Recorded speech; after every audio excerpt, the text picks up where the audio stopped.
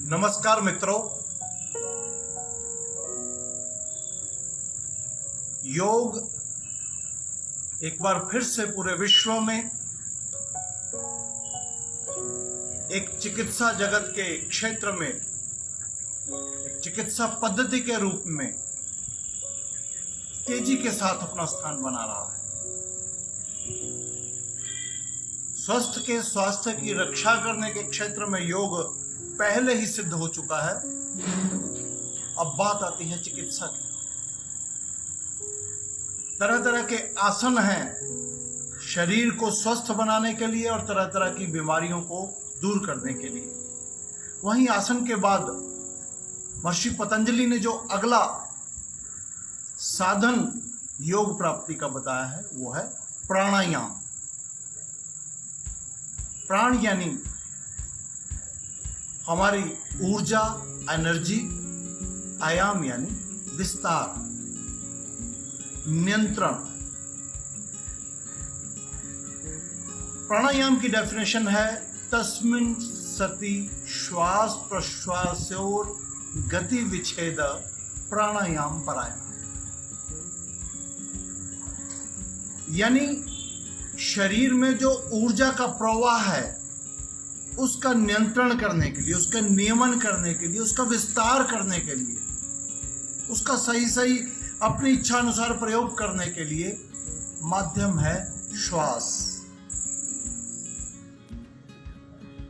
श्वास योग के अनुसार 3 उसके लेवल हैं। सांस भीतर भरना, पूरक, सांस को भीतर भर के रोकना, कुंभक, सांस को छोड़ना, रेचक। अलग अलग तरीकों से इस सांस को भीतर भरना, रोकना या छोड़ना, ये प्राणायाम की विभिन्न विधियां योग में विकसित की गई। आइए हम एक सामान्य श्वास को देखें, प्राणायाम में किस तरह से लिया जाता है।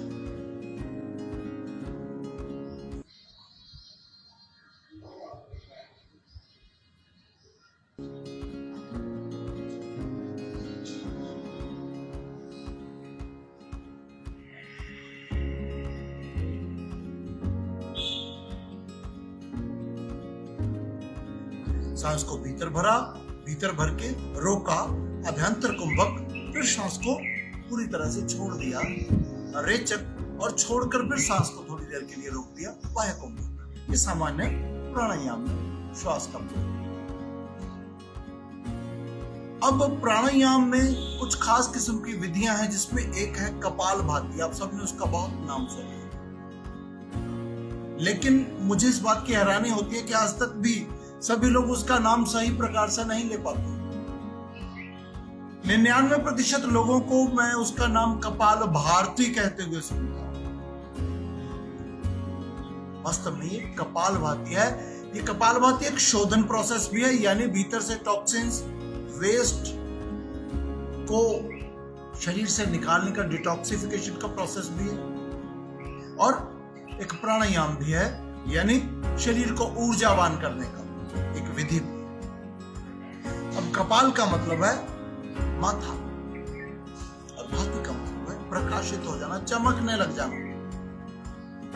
तो कपालभाति का मतलब है ऐसा प्रोसेस जिससे इतना ऊर्जावान हो जाता है मनुष्य, इतना डिटॉक्सिफाई हो जाता है, इतना प्योरीफाई हो जाता है, इतना शुद्ध हो जाता है कि फिर भीतर कीटाणुओं के पनपने, बढ़ने या रोगों के पैदा होने कोई भी पॉसिबिलिटी नहीं। रोग प्रतिरोधक क्षमता पूर्णतया बढ़ जाती है, जिसको हम हमारी इम्यूनिटी कहते हैं। और ये कोरोना जैसे दूसरे इन्फेक्शंस कभी भी उस आदमी को अपने प्रभाव में नहीं ले सकते। आइए कपालभाति का प्रोसेस देखें, बड़ा आसान सा है। पूरा ध्यान अपने पेट पे रख के पेट को फोर्स के साथ अंदर की तरफ झटका देना होता है, जिससे कि आपका सांस जो है वो बाहर जाता है। इस तरह का प्रोसेस करते हैं और एक बार में 20, 30 या 40 जो प्रोसेस है एक बार में किया जाता है, और फिर थोड़ा विश्राम और फिर रिपीट कर सकते हैं। इस तरह प्राणायाम, ये कपालभाति का अभ्यास करके हम अपने शरीर को इतना इम्यूनिफाई कर सकते हैं, इतनी इम्यूनिटी बढ़ा सकते हैं कि कीटाणु या इन्फेक्शन हमारे निकट में नहीं पनपेंगे, और इतना शुद्ध कर सकते हैं कि कभी भी किसी प्रकार के रोग हमारे भीतर पैदा नहीं हो सकते। आइए कपालभाति का प्रोसेस करें।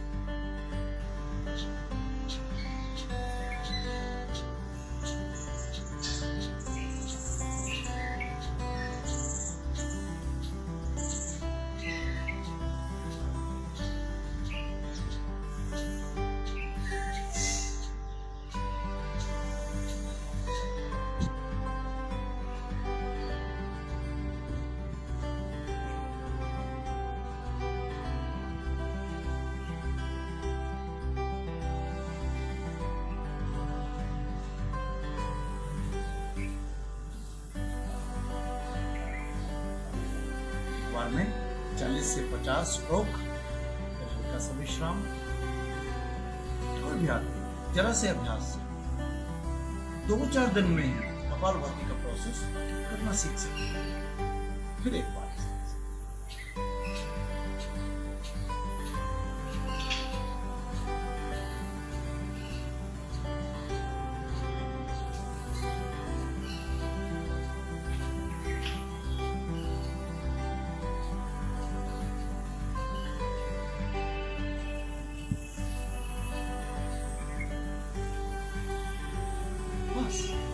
मित्रों, अपने अनुभव से आपको विश्वास दिलाता हूं कि ये जो साधारण सा सामान्य सा श्वास का प्रोसेस है, ये निश्चित ही हमारे शरीर का भीतरी शोधन करता है, सफाई करता है, डिटॉक्सिफाई करता है, और प्राण ऊर्जा को, एनर्जी को इतना बढ़ा देता है जिससे हमारी बोझ, हमारी इम्यूनिटी इतनी बढ़ जाती है कि वास्तव में ये रोग हमें फिर घेर नहीं सकते। धन्यवाद। क्योंकि हम हैं आपकी आवाज़।